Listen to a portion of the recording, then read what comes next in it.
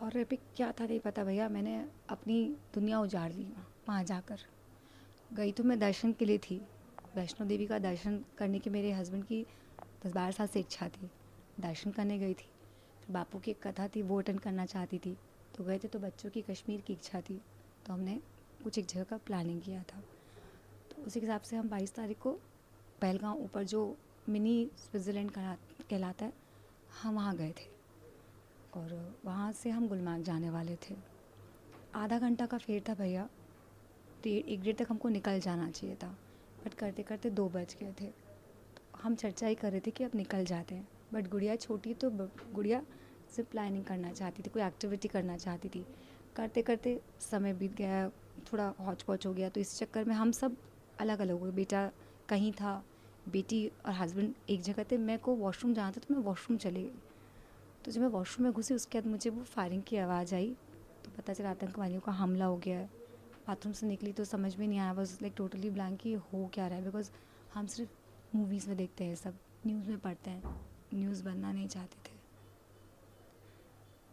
हमला हो चुका था, हम सब छितर पितर हो गए थे।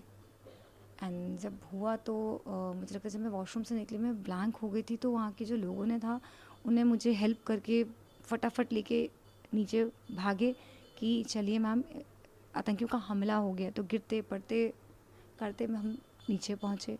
मेरा मोबाइल, मेरा पर्स, कुछ जगह पे नेटवर्क आया था, कुछ जगह पे नहीं आया था। तो मैंने वॉशरूम जाते समय अपना पर्स और अपना मोबाइल अपने हस्बैंड को दे दिया था। तो मेरे पास कुछ भी नहीं था। जब मैं भागी, लोगों ने कहा आप निकलिए, हमला हुए थोड़ा समय हो गया है, आपकी फैमिली भी नीचे चली गई होगी, क्योंकि यहाँ कोई भी नहीं है। मतलब तो जो गोलीबारी चल रही है वही हो रहा है, बीच में है। आपके हस्बैंड ऐसे नहीं दिखेंगे, अगर होंगे तो वो नीचे अपने अपने तरीके से सब उतर गए हैं। मन नहीं मान रहा था, पर जा रहे थे। डर भी था, लोग भी कि चलिए चलिए। तो जो हर रास्ते में थोड़ा देर किसी का फ़ोन था, तो भैया फ़ोन दे दीजिए, मैं ट्राई कर लूँ। सबका नेटवर्क नहीं लग रहा था। किसी एक का लगा, तो किस्मत से मेरे बेटे से मेरी बात हो गई। तो बेटे ने बताया कि मम्मी मैं नीचे आ गया हूँ। तब तक मेरे इंप्रेशन था कि शायद ये तीनों साथ होंगे। मैं जब वॉशरूम गई तो मेरे को लगा कि ये तीनों साथ में आ गए होंगे। मेरे को नहीं पता था कि पीछे क्या होने वाला है। तो कहा मम्मी मैं तो नीचे आ गया हूँ, पापा लक्षता ऊपर है। तो मैंने गुस्सा से उसको पूछा कि तुम पापा को छोड़ के लक्षता को नीचे कैसे आ गए। तो इस कि मम्मी जो फर्स्ट शॉट हुआ मेरे बगल से हुआ। मैं कुछ लेने के लिए रुका था वहाँ पर, तो बगल से हुआ, तो उसके छींटे मुझ पर आए। तो फिर मेरे को घोड़े वाले भैया ने नीचे लेकर आ गया। तो मैं और डर गई कि लक्षतन दिनेश कहाँ है। तो ये बोला मम्मी आप नीचे आइए, मैं अपन करते हैं। तो हमारे जो ड्राइवर साहब थे वो बहुत हेल्पफुल थे। तो इन्होंने मुझे ड्राइवर को हैंड ओवर किया। एंड फिर ये गए, क्योंकि मतलब मैं वापस को देखता हूँ, ऊपर जाता हूँ, कैसे भी करता हूँ। फिर कुछ समय बाद कुछ करते करते 3-4 बजे मुझे मेरी मेरी बेटी से बात हुई। बेटी मुझे मिली हॉस्पिटल के बाहर। पहलगांव जो हॉस्पिटल है, वहाँ कुछ घायलों को लाया गया था।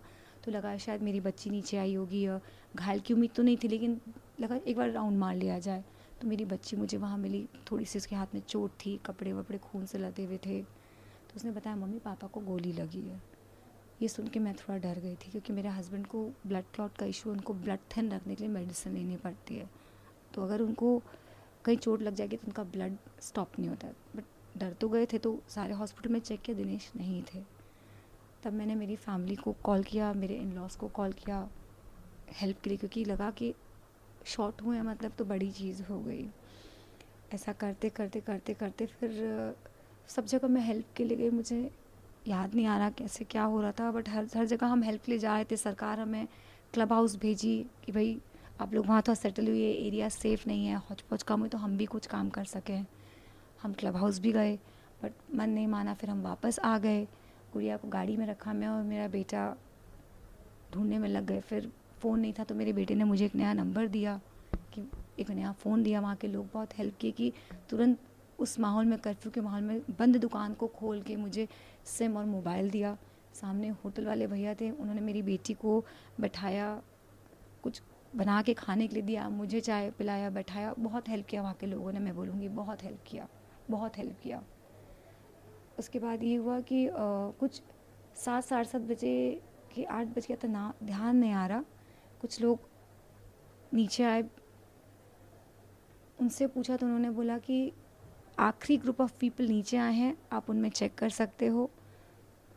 तो कुछ अंदर से ऐसा लगा कि पता नहीं अब ये भी देखें कि शायद इसमें दिनेश हो, बट 7:30-8 बजे तो उनकी बातों से लगा कि शायद अब दिनेश नहीं है वो। तो मैंने पूछा भी शायद आप इंसान मतलब लाए हैं, बॉडी लाए हैं, क्या लाए, आप मुझे बताएंगे तो मुझे समझ में आएगा।